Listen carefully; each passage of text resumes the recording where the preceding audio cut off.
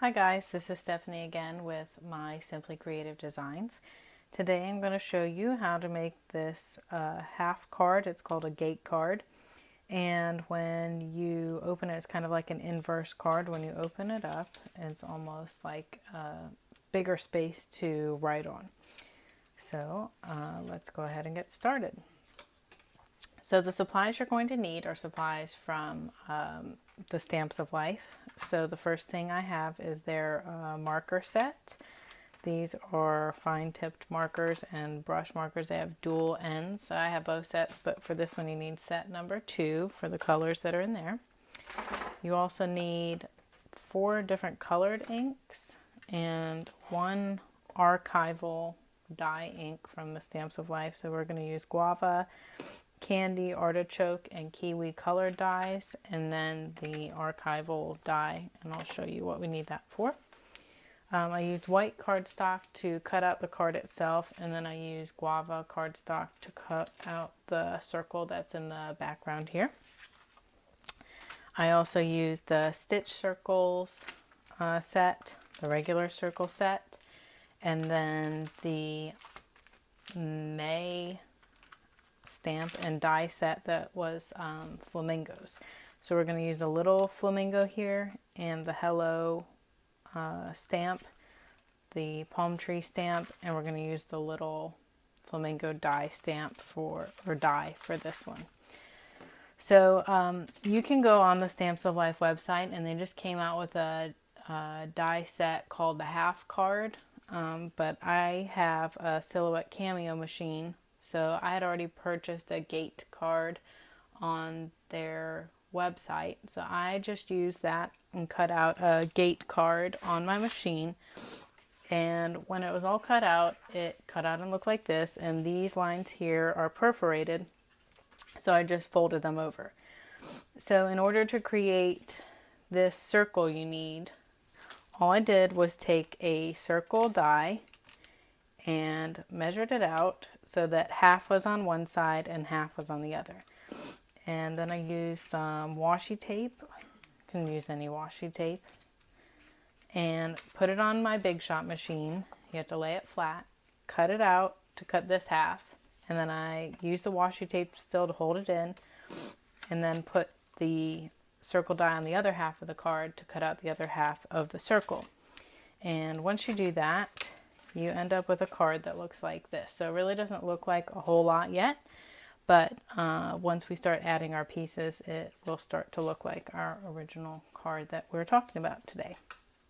So the easiest way to start with this is I like to put the circle. It has a little bit of a stitched edge on this. I'm not sure if you can see it or not, but it has a stitched edge around it. It's one of the circle stitch dies from the Stamps of Life, and I just think sometimes the stitching adds a little bit of extra to your project. Just makes it look a little bit nicer than the plain circle. So all I did was glue this down, and you kind of have to hold both parts of the door shut and try to center it as best as you can. Might have to move it around a little bit to get it where you want it. Then what I did was take some of my cardstock here, and I'm going to show you how to stamp this flamingo, because this one and this one are a little bit different. You'll see this one has an outline of black ink and this one has an outline of pink ink. So this black ink is what we call archival dye ink, and this is special ink that is meant for you to be able to color with markers on, because it's permanent ink. If you just use plain black ink, then every time you went to color it in, it'd make the black ink bleed. So out of my Flamingos to Stamp set from the May kit, I'm going to take out this flamingo. So you'll see I've already used him a couple of times, and he has an outline that's black now. So all you do is you take your archival ink and you ink up your flamingo really well with this ink, and then you just put it here on your white cardstock. Oop, I didn't do him very good on the end, but that's okay, I already cut one out. And run it through the machine. So this ink is going to stain your dies if you use it, but to me that doesn't matter because I'm looking for a permanent permanent ink that I can color on.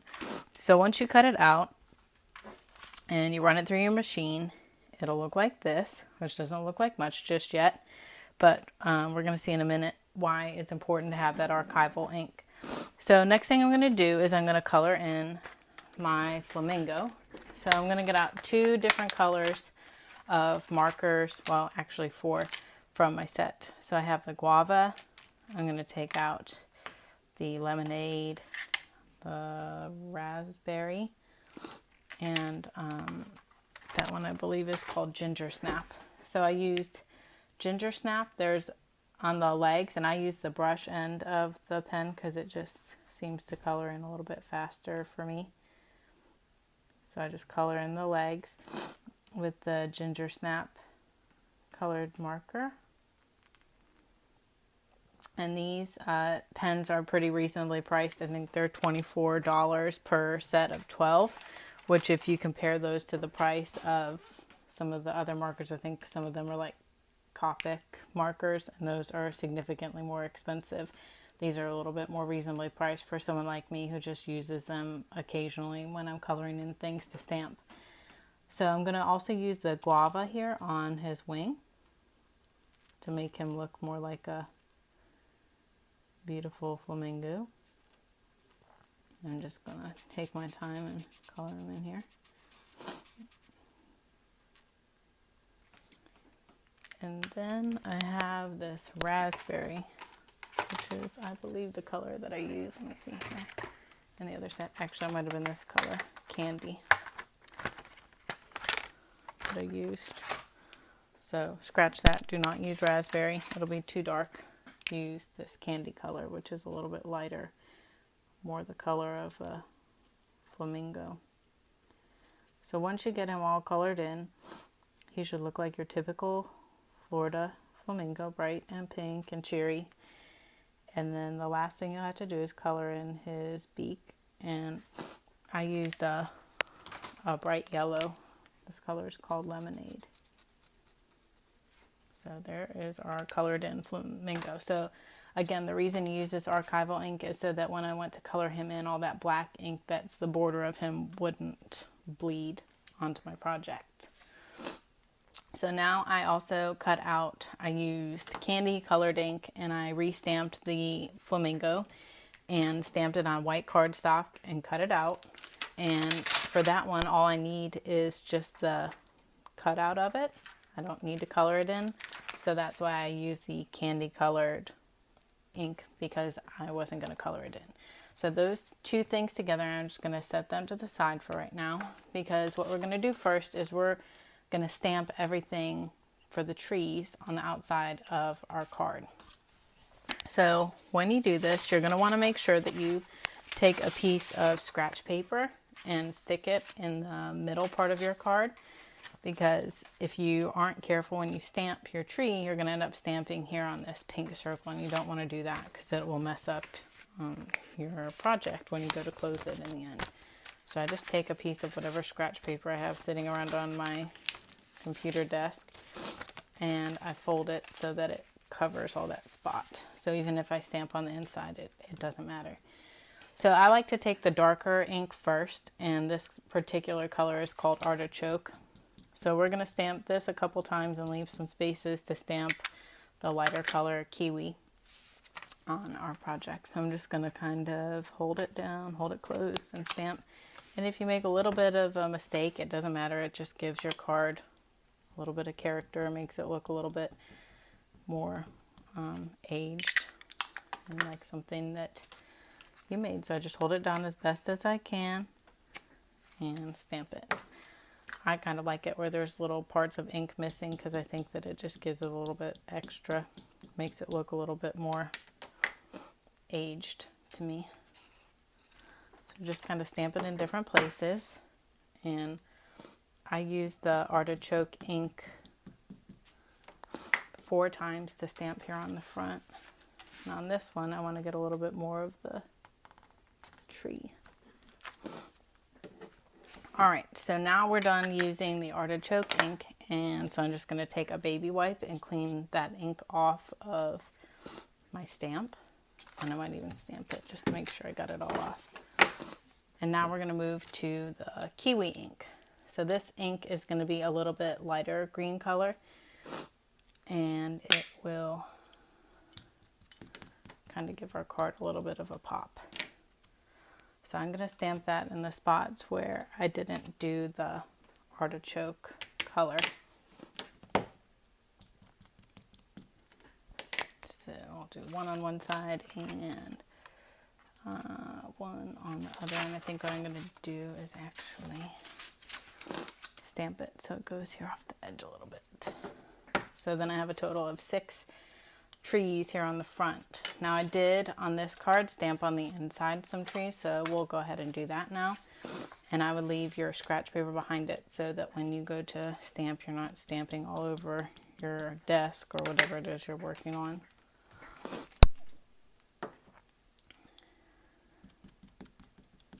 So then you can just be done with all your tree stamps at the same time.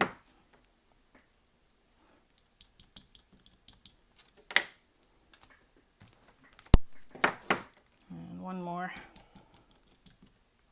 And then we're ready to move on to our next part of the stamping, which is stamping the hello all over it. I think that that's just kind of the typical Florida colors that really speak to me are pink and green. So that's why I chose these 2 colors for this particular card. So we're going to stamp in 2 different colors of pink for the hello. So I like to go through and stamp one time with the lighter color and then one time with the darker color. So I like to close the card just so I can see where I'm stamping. So the hello stamp comes right off of the May Flamingo to Stamp kit. So I just added on my block and ink it up a little bit. And there's no real rhyme or reason for how to stamp it. You just kind of find the blank spots that are left on your card and add it in those places. You can turn the card so some of them are upside down. You can make it so some of them are sideways. It's just kind of a matter of how you want it to look in the end. So we did some candy colored ones, and now we will do some guava colored ones. I'll just do a couple because it's a little brighter in color there, just to give it a little bit of a change. And you can even make it where some of it stays on the card and some is off. If you just put your scratch paper underneath it, then you'll leave half or part of your word on and half of it off, and it'll look like that once you're all done. Alright, so I think I have enough hellos there. And I'm going to add one more hello, and I'm going to do this in the lighter pink color, the candy color, on to my Flamingo because he is stamped an outline in guava. So I think that candy will give it a good difference in color here. I'm just going to kind of stamp it there in the middle of its wing. And then we're all set to add our next pieces to our card.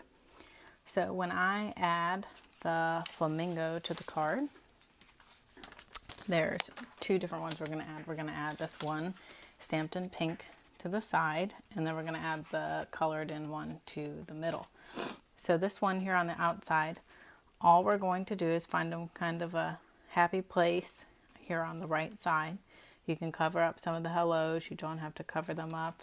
You could put them over on this side if you chose, and just pick the right side. The important thing here that you want to remember is that you don't want his foot to hang down below the bottom of the card, because this card is A2 in size, and if you make him stick down below the bottom of the card, then it's not going to fit in an envelope when you go to give it to somebody later. So that's the only word of caution, is just to make sure that you keep his feet on the card and his wing there, for that matter. Don't let him go off the edge, or he again will not fit in an envelope. So the next thing you're going to do is we're going to add our Flamingo to the inside. So that's kind of the reason I like to put him down here first, because his placement's more important than when you put the other one in the middle. You want to make sure you can see all of it. So it kind of helps if you've already placed your one there on the bottom. So I put him in the middle of the circle and got him situated where I can see his whole body there. And I'm going to go ahead and glue him down. On the other card, I used Pop Dot just to kind of make the flamingo stand up a little bit more on the card. So you can do that if you have Pop Dots, but if you don't, no worry, you can just glue them down like I am right now. So all we're going to do is place them down on the card, push them down. And then if you wanted to make this card say something on the inside, you could put down, "Hey pretty lady," "Pretty in pink," "Tickled pink to have you as my friend," which I put on the inside of one. You could put "Miss you," "Let's hit the beach," "Pink power." In this case, I'm just going to leave this card blank, so then it can be used for many different things. I can make it a birthday card or a get well soon card. I could use it for pretty much anything. I could put "thank you" on the inside. So I can use a stamp from another set to complete this card once I decide who I'm going to give it to.